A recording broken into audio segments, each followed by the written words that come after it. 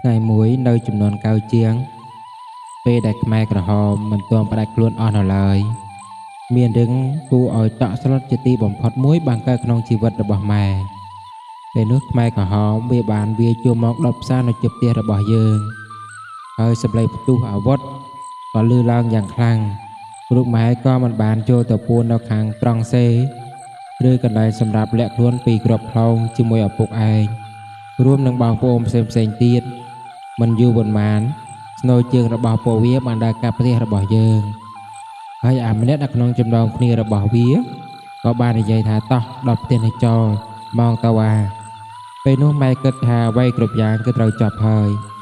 សូម្បីតែជីវិតរបស់ពួកយើងក៏ប្រហែលជាមិនរស់ដែរពីព្រោះត្រង់សេគឺនៅក្រោមផ្ទះដែលពួកវាចង់ដុតម៉ែបានដឹងថាក្តីស្លាប់ចូលមកដល់តែម៉ែមិនមានអារម្មណ៍ថាស្ដាយស្រណោះអ្វីទេតែបែរគិតថាពិភពលោកនេះពិតជាអយុត្តិធម៌បំផុតទោះបីជារូបខ្ញុំឬអ្នកមានឬអ្នកក្រអ្នកមានអំណាចតូចទាបមនុស្សល្បីល្បាញសេចក្តីស្លាប់ក៏វាមិនដែលបំភ្លេចចោលយ៉ាងឡើយថ្ងៃមួយនឹងមកដល់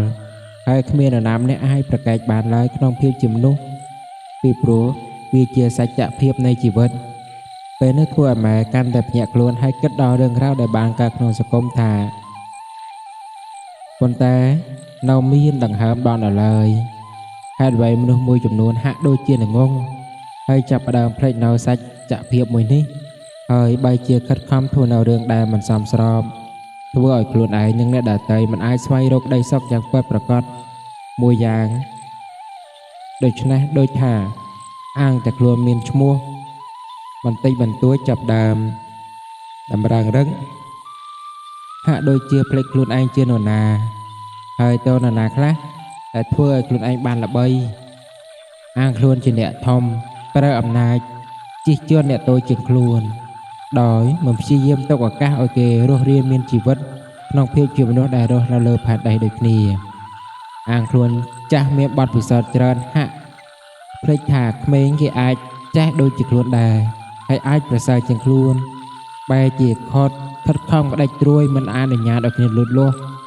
អាងខ្លួនមានចំណេះបែរជាយកចំណេះនោះទៅប្រើក្នុងផ្លូវខុសដើម្បីបំផ្លាញអ្នកដទៃនិងសង្គមជាតិអាងខ្លួនតែជាអ្នកមានប្រើអំណាចទឹកប្រាក់ជះលើអ្នកក្រតូចទាបឲ្យប្រខំគ្នាដូចឆ្កែតាមតែខ្លួនចង់ធ្វើអាងតែខ្លួនជាមេរបស់គេនិយាយស្ដីបន្ទោសឥតកត់ក្រែងដោយភ្លេចគិតថារាល់ការងាររបស់ខ្លួនដំណើរការទៅបានដោយសពថ្ងៃគឺដោយសារកូនចៅហេតុអ្វីមនុស្សខិតខំប្រឹងរស់នៅជាមួយនឹងជីវិត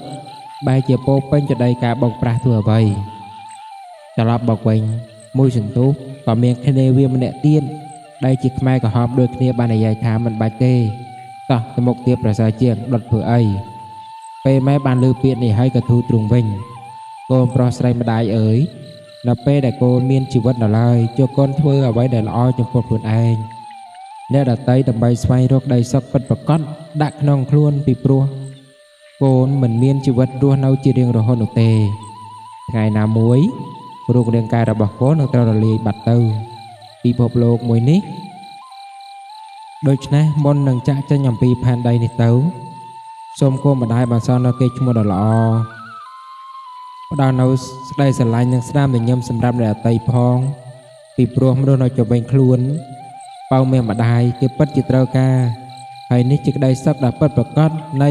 ពិភពលោកមួយនេះម៉ែជឿជាក់ថាកូនអាចធ្វើបាន